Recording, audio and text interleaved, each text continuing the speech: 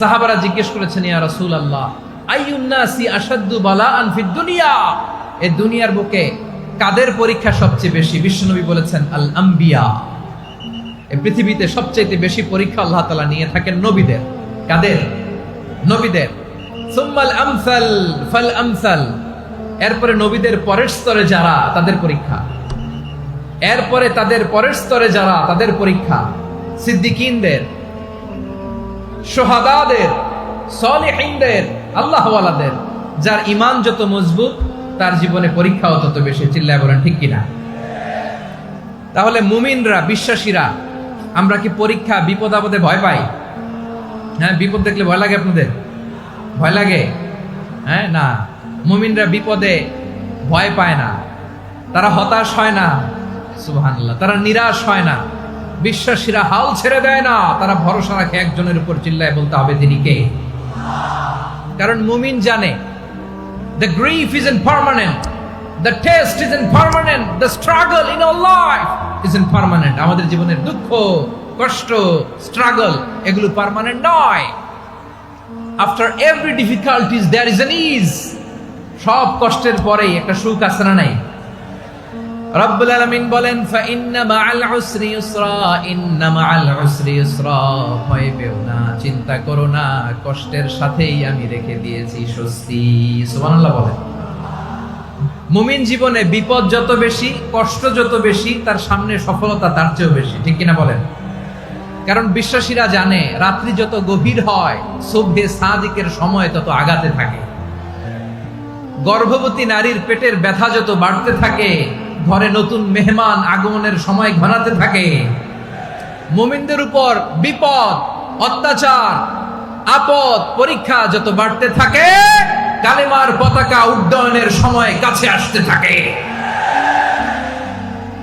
বিশ্বাসীদের এগুলো হিসাব মিলানো অনেক আগে, এগুলো অনেক আগে হিসাব মিলানো। দুঃখের আধার শেষে সুখের আলো মিটি মিটি হাসে। চিল্লায় বলেন ঠিক কিনা? দুঃখ যত বেশি, পরীক্ষা যত বেশি, কষ্ট যত বেশি, সুখের সময় তত কাছাকাছি। চিল্লায় বলতে হবে ঠিক কিনা? এজন্য মুমিন জীবনে পরীক্ষা বেশি, মুমিনদের হতাশা নাই। মুমিনরা নিরাশ হয় না, হতাশ হয় কাফিররা। মুমিনরা কখনো হাল ছেড়ে দেয় না, মুমিনরা ভরসা রাখে একজনের উপর, তিনি কে? তাহলে আমার প্রিয় পটুয়াখালীবাসী, বিপদ থাকবে, পরীক্ষা থাকবে, এই বিপদ থেকে আমাদেরকে উদ্ধার করবেন একজন, তিনি কে?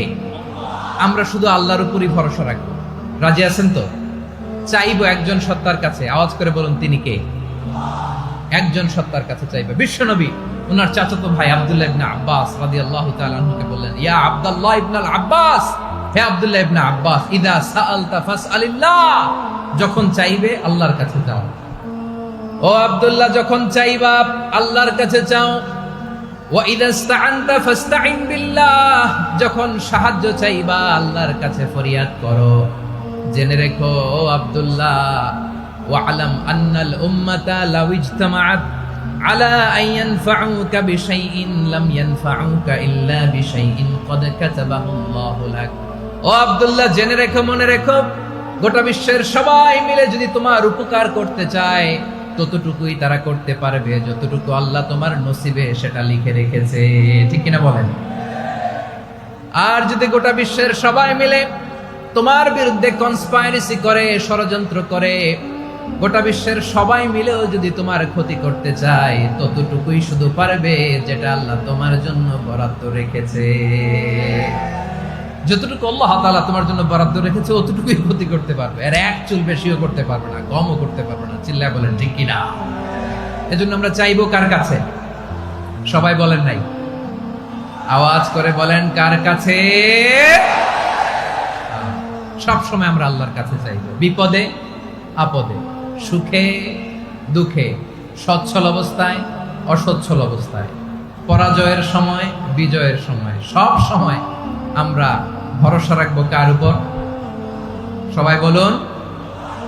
একদল লোক আছে যারা বিপদে পড়লে আল্লাহরে ডাকে। আছে না নাই? পটুয়াখালীতে মাশাআল্লাহ নাই। বিপদ আসলে আল্লাহরে ডাকে, বিপদ নাই আল্লাহও নাই। বিপদে পড়লে নামাজ পড়ে, বিপদও নাই নামাজও নাই। বিপদে পড়লে জিকির করে, বিপদ যখন চলে যায় ওদের জিকিরও বন্ধ হয়ে যায়। এরকম আছে না নাই? কিছু লোক দেখবেন পরীক্ষা আসলে নামাজ পড়ে। আছে আছে, জেনজি আওয়াজ করো, এরকম আছে? এই কমন পড়ে গেছে, কমন পড়ছে। দেখবেন পরীক্ষার সময় নামাজ পড়ে, পরীক্ষাও নাই নামাজও আছে। এরকম কিছু লোক আছে অসুস্থ হলে আল্লাহরে বড্ড ভালোবাসে, আল্লাহরে খুব ডাকে। অসুস্থ হইলে অসুস্থতাও নাই, আল্লাহ স্মরণও নাই। দেখবেন কিছু লোক নির্বাচন আসলে খুব আল্লাহওয়ালা হয়ে যায়। তখন দেখবেন মাথার মধ্যে হেজাব লাগায়, পাঞ্জাবি লাগায়, আল্লাহওয়ালা হয়ে যায়। নির্বাচনও নাই, এরপরে আল্লাহর কথাও নাই। আছে না নাই? না, এরকম হওয়া যাবে না। সব সময় আমরা আল্লাহরে ডাকবো, বিপদে আপদে সব সময় ভরসা রাখবো আমরা একজনের উপর। আওয়াজ করে বলেন, তিনি কে? এ কথায় আল্লাহ তাআলা আমাদের চোখে আঙ্গুল দিয়ে জানিয়ে দিলেন, ফাইদা রাকিবু ফিল ফুলকি দা'আবুল্লাহা মুখলিসিনা লাহুদ্দিন ফালাম্মা নাজ্জাহুম ইলাল বাররি ইযা হুম ইউশরিকুন। আল্লাহ বলে, একদল লোক আছে, তারা যখন নৌযানে চড়ে, জলযানে চড়ে, সাগরের মধ্যে যখন জাহাজে চড়ে, লঞ্চে চড়ে, তারা যখন তুফানের সম্মুখীন হয় তখন তারা আল্লাহরে বড্ড বেশি ডাকে, একান্ত ভাবে ডাকে, বিশুদ্ধ চিত্তে ডাকে। আবার তুফান থেকে তাদেরকে সেফ জোনে নিয়ে, নিরাপদ জোনে নিয়ে যখন বন্দরে আমি আল্লাহ তাদেরকে ভিড়িয়ে দেই, ওই লোকগুলো আবার আমি আল্লাহর সাথে শিরিক করে। এরকম আছে না নাই? জাহাজে উঠছে, সাগরের মাঝখানে তুফান, ওই সময় দেখবেন আল্লাহ কারে কয়। এই কথা তো আপনাদেরকে বোঝানো সহজ, আপনারা তো নদীর দেশের মানুষ।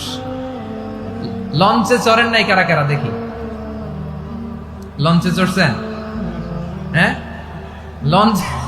লঞ্চে চড়ে নাই এরকম একজনও নাই এখানে। আচ্ছা, লঞ্চে উঠছেন কে কে? দেখি। মাশাআল্লাহ মাশাআল্লাহ মাশাআল্লাহ, ঠিক আছে, আপনাদের বোঝানো সহজ। আচ্ছা, লঞ্চে উঠে তুফানের সম্মুখীন হয়েছেন, জলোচ্ছ্বাস সবাই? মাশাআল্লাহ। তো এই ওয়াজ তো আপনাদের মুখস্থ, ঠিক কিনা বলেন?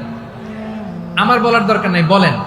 মাঝ নদী, তুফান, জলোচ্ছ্বাস, জলের মধ্যে উচ্ছ্বাস, ঢেউ, টর্নেডো, সাইক্লোন, মেঘের ঘনঘটা, পরিবেশ ঘুটঘুটে অন্ধকার, লঞ্চ একবার এদিকে আরেকবার ওইদিকে, ভিতরে কি অবস্থা হয় বলেন তো?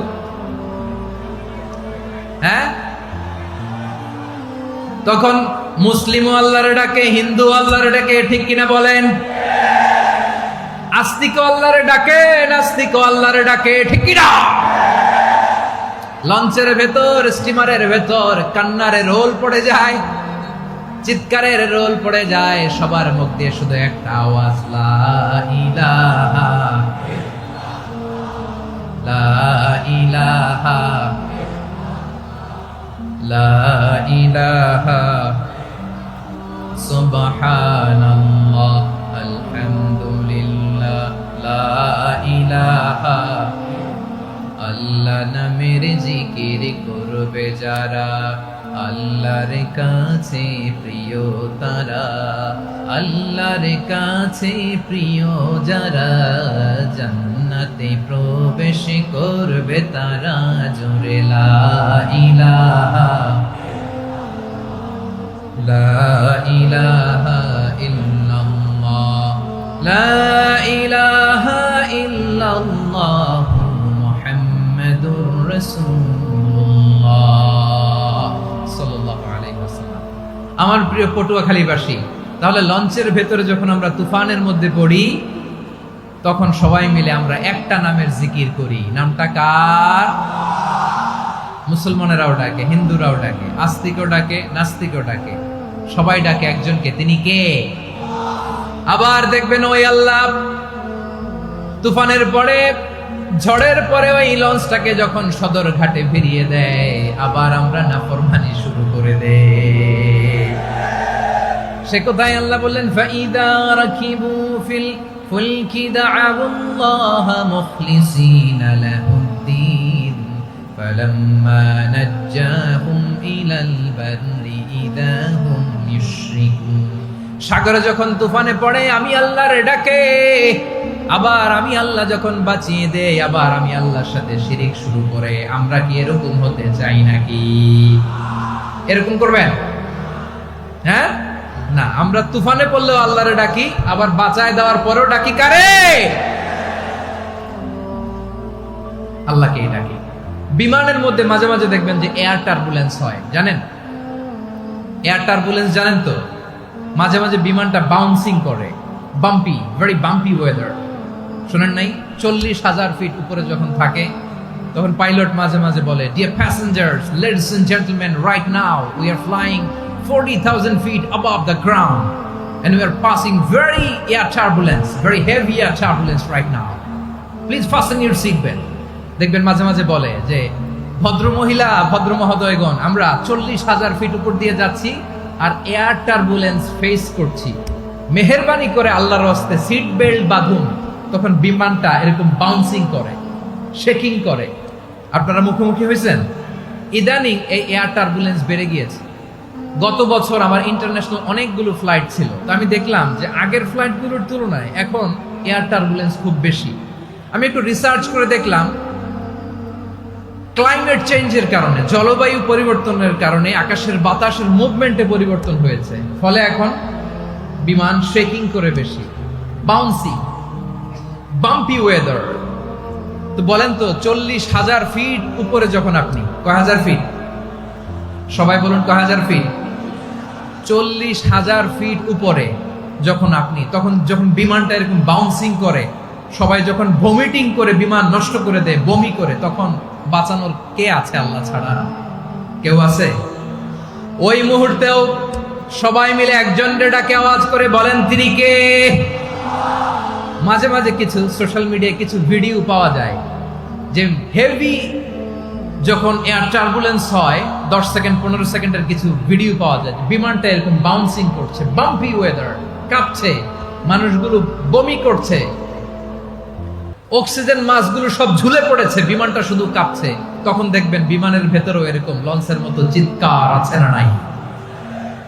বিমানের ভেতরেও তখন চিৎকার। গত বছর হিথ্রো এয়ারপোর্ট থেকে সিঙ্গাপুর এয়ারলাইন্সের একটা ফ্লাইট, হিথ্রো টু চাঙ্গি, একটা ফ্লাইটে এমন বেশি এয়ার টার্বুলেন্সের শিকার হয়েছিল ওই এয়ারক্রাফটটা, 33 জন যাত্রী সেখানে আহত হয়েছে, একজন যাত্রী নিহত হয়েছে। কেবিন ক্রুজ, এয়ার হোস্টেস যারা আছে, একজনের নাক ফেটে, চোখ ফেটে, কপাল ফেটে, ব্লিডিং হয়ে শয়লা। প্রিয় ভাইয়েরা, ওই 40,000 ফিট উপরে বিমানটা যখন কাঁপবে, তখন আমাদেরকে আল্লাহ ছাড়া আর কেউ বাঁচানোর আছে? এত আসতে বললে হবে? ওই কঠিন মুহূর্তে আমার বাবা আমারে বাঁচাতে পারে, আমার বন্ধু আমারে বাঁচাতে পারে। এই গ্রাউন্ডে, জমিনের বুকে আমার প্রোটোকল, আমার ক্ষমতা, আমার দাম্ভিকতা, কোনো কিছু আমারে বাঁচাতে পারে একজন ছাড়া। চিল্লায় বলতে হবে, তিনি কে? সে আল্লাহ বললেন, গোলাম, আমি বিপদের সময় ঠিকই তোমাদের বাঁচিয়ে দেই। ওই বিমানের ভেতরে 40,000 ফিট উপরে যখন তোমরা এয়ার টার্বুলেন্সের শিকার হও, তখন নাস্তিকও আল্লাহরে ডাকে, হিন্দু আল্লাহরে ডাকে। জোরে বলেন ঠিক কিনা? আবার বিমানটা যখন শান্ত হয়ে যায়, একটু পরেই বিমানের স্ক্রিনের মধ্যে হিন্দি সিনেমা খোঁজে। বিমানের স্ক্রিনে কিন্তু বিশাল ওখানে আফলাম ফিল্মের একেবারে বোঝাই করা। বিমানটা শান্ত হলে আবার হিন্দি সিনেমা দেখা শুরু করে। একটু আগে ডাকছিল কারে? দেখবেন বাংলাদেশে আমাদের ক্রিকেটাররা যখন অন্য কোনো দেশের সাথে খেলে, অনেক সময় এমন হয়, বল বাকি একটা, রান দরকার 6টা। বল বাকি কয়টা? পটুয়াখালী বোঝে নাই বোধহয়। বল বাকি কয়টা? রান দরকার। আপনি দেখবেন ক্যামেরাম্যান তখন গ্যালারিতে খালি দেখায় দর্শকদের যে কি অস্থিরতা। হিপ হপ স্টাইলের মেয়েটা, যে মেয়েটার ওড়না এতক্ষণ ছিল গলায়, এতক্ষণ কইছিল, ওই মেয়েটা দেখবেন ওড়নাটা টেনে মাথায় দিয়ে এরকম মুনাজাত ধরতেছে, আল্লাহ আল্লাহ, একটা সক্কা, আল্লাহ আল্লাহ, আমার লাল সবুজের পতাকারে তুমি অপমানিত কইরো না আল্লাহ, ইন্ডিয়ার সাথে আমাদের খেলা আল্লাহ আল্লাহ, একটা সক্কা, একটা। পুরো পুরো খেলা জুড়ে এই মেয়ের ওড়না ছিল গলায়, কিন্তু যখন এক বলে 6 রান দরকার ওড়না চলে আসছে কোথায়? মাথায়। আবার মুনাজাত আছে না নাই? ঠিকই বাংলাদেশের দামাল ছেলে এমন এক শট মারলো, বল চলে গেল স্টেডিয়ামের বাইরে, ছক্কা, জিতে গেলাম আমরা। পুরো স্টেডিয়াম জুড়ে চিৎকার, হই হুল্লোড়, মৌজ মাস্তি। যেই মেয়েটা মাথার মধ্যে ওড়না দিয়ে এতক্ষণ সুবহানাল্লাহ সুবহানাল্লাহ বলে আল্লাহর কাছে দোয়া করেছে, ওই মেয়ে এখন আবার ওড়না ফেলে দিয়ে নাচা শুরু করে দিয়েছে। তাহলে আল্লাহর ভয়, আল্লাহর প্রতি আস্থা, বিশ্বাস, ভালোবাসা, এটা কি ক্ষণিকের জন্য? মানে আমার যখন লাগবে তখন আল্লাহর ইউজ করবো নাকি?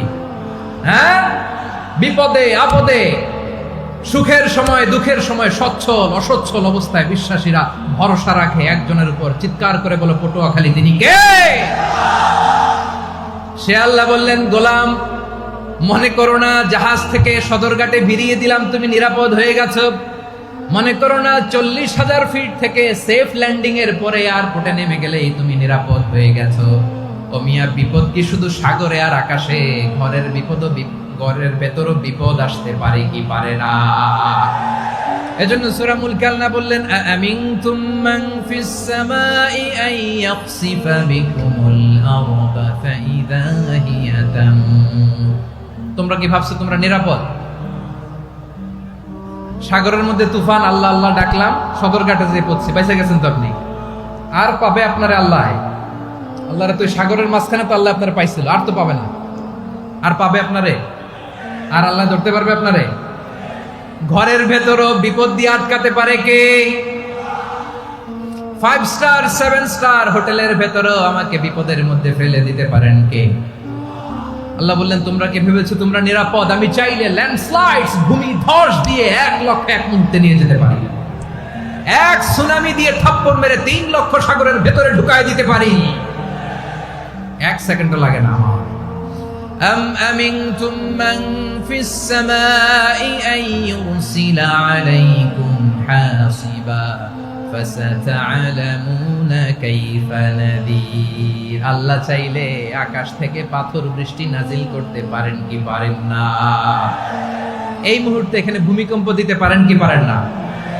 আচ্ছা, ভূমিকম্প যখন হয় আমাদের কারো হুঁশ থাকে? আপনি মনে করছেন আমরা সাধারণ মানুষ, আমরা দৌড় দেই, আর প্রেসিডেন্ট প্রধানমন্ত্রী ওনারা বুঝি খাটে শুয়ে থাকে? কথা বুঝে নাই বোধহয়। ভূমিকম্প, আর্থকোয়েক যদি হয়, বাঁচার জন্য আমরা কি করি? হয় খাটের তলায়, ডাইনিং টেবিলের নিচে, উপরে শক্ত কিছু আছে এটার নিচে, অথবা ঘর থুইয়া দেও দৌড়। তো প্রধানমন্ত্রী উনি কি করে? প্রেসিডেন্ট উনি কি করে? হ্যাঁ, উনি খাটের মধ্যে যে শুয়ে থাকে নাকি?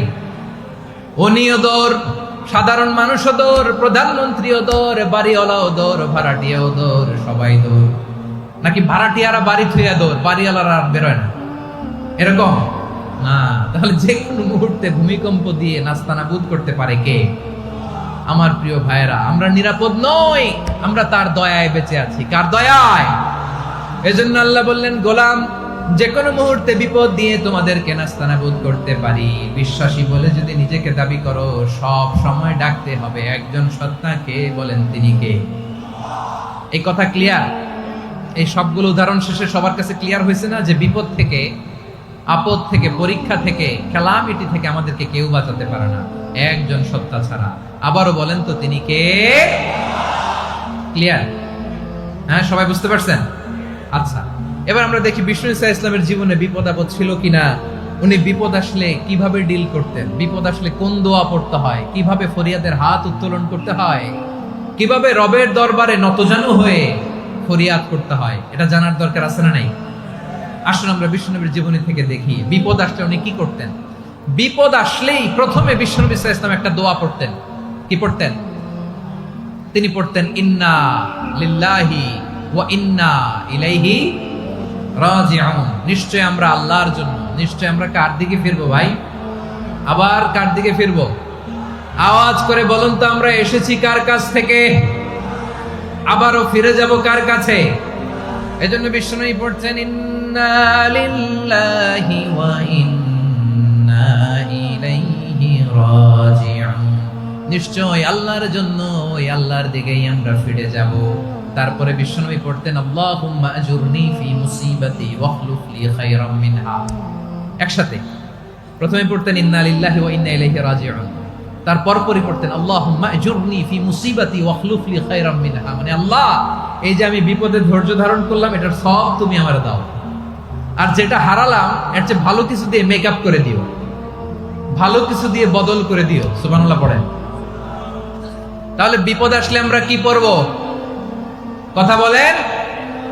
এই যে আমি শুয়েছিলাম, নাশিদ গাচ্ছিল ওরা, এদেশে পরস্পরে দেখা হলে দেয় সালাম, এদেশে আমজনতার হৃদয় জুড়ে পাকালাম, এদেশে বিপদ এলে সর্বজনে সর্বক্ষণে দোয়া পড়ে ইন্না লিল্লাহ। কি পড়ে? সুবহানাল্লাহ সুবহানাল্লাহ সুবহানাল্লাহ সুবহানাল্লাহ। এদেশে আজান শুনে সূর্য ওঠে সকল গ্রামে, এদেশে আজান শুনে সূর্য ডুবে সন্ধ্যা নামে, এদেশে সকল কাজে সবাই বলে বিসমিল্লাহ, এদেশে ভালো কিছু দেখে শুনে হাসি মুখে সবাই বলে মাশাআল্লাহ। সুবহানাল্লাহ পড়েন। তাহলে বিপদ এলে আমরা কি পড়ি? কথা বুঝলে সবাই উত্তর দিতে হবে। বিপদ এলে কি পড়ি? তাহলে বিপদ এলেই আমরা এখন থেকে ইন্না লিল্লাহ পড়ব, নাকি হাই হুতাশ করবেন? একদল আছে হাই হুতাশ করে, হায় আল্লাহ রে মোর কি হইল রে, মুই কি হরমু রে, মুই কমবে জামু রে, আছে না নাই? এরকম বিলাপ করতে নিষেধ করেছেন বিশ্বনবী।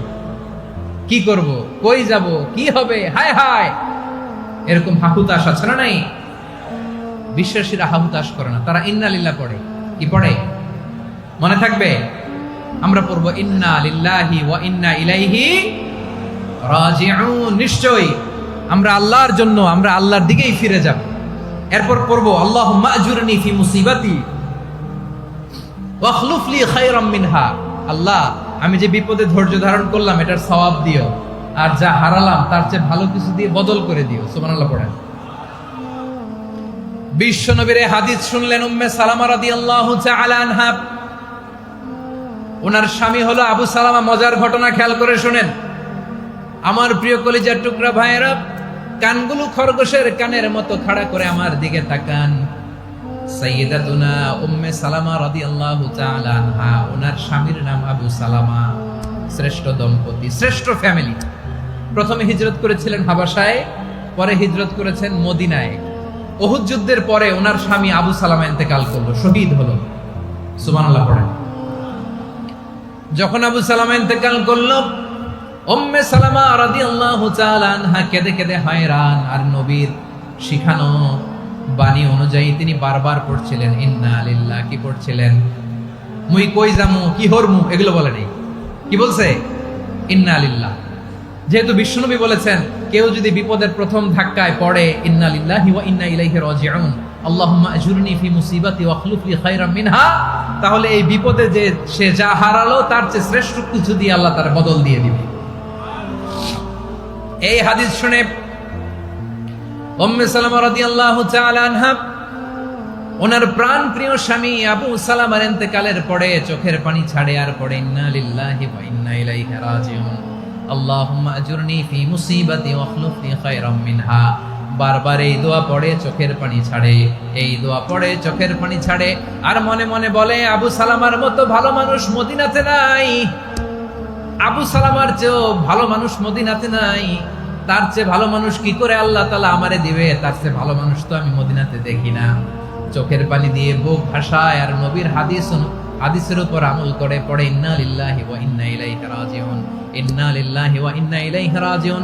পড়তে পড়তে চোখের পানি ছাড়ে আর চিন্তা করে বিশ্বনবী বললেন এই দোয়া পড়লে যেটা হারালাম তার চেয়ে ভালো কিছু দিয়ে আল্লাহ পুরস্কার দেয়। আবু সালামার চেয়ে ভালো মানুষ মদিনার মধ্যে আর কে হতে পারে? কি আজীব তামাশা, কি অবাক করা ঘটনা। কিছুদিন পরে দেখা গেল সাইয়্যিদুল মুরসালিন রাহমাতাল লিল আলামিন স্বয়ং বিশ্ব নবী উম্মে সালামাকে বিয়ের প্রস্তাব পাঠিয়েছে। স্বয়ং বিশ্ব নবী উম্মে সালামা রাদিয়াল্লাহু তাআলা আনহাকে বিয়ের প্রস্তাব পাঠিয়েছেন। উনি রাজি হয়ে গেলেন, বিয়ে হয়ে গেল, উনি হয়ে গেলেন উম্মুল মুমিনিন, আমাদের মা, পুরো মুসলিম উম্মার মা। চিৎকার করে বলেন আল্লাহু আকবার। তাহলে আমার প্রাণ প্রিয় ভাইয়েরা, বিপদে পড়লে আমরা পড়বো ইন্না লিল্লাহি ওয়া ইন্না ইলাইহি রাজিউন, আল্লাহুম্মা আজুরনি ফি মুসিবাতি ওয়া খলুফ লি খায়রাম মিনহা। পড়বেন? পড়বেন না? যারা যারা বিপদ আসলে এই দোয়াটা পড়বেন এখন থেকে আওয়াজ করে ইনশাআল্লাহ বলেন। যা হারাইছেন তার চেয়ে শ্রেষ্ঠ জিনিস দিয়ে বদলা দিবে কে? বিশ্বাস হয়? একটু সন্দেহ লাগে মনে হয়, একটু সন্দেহ আছে? যাদের বিশ্বাস হবে তাদের কি আল্লাহ উত্তম বদলা দেবে, ঠিক কিনা বলেন? তাহলে বিপদে পড়লেই প্রথমে আমরা এটা পড়ব।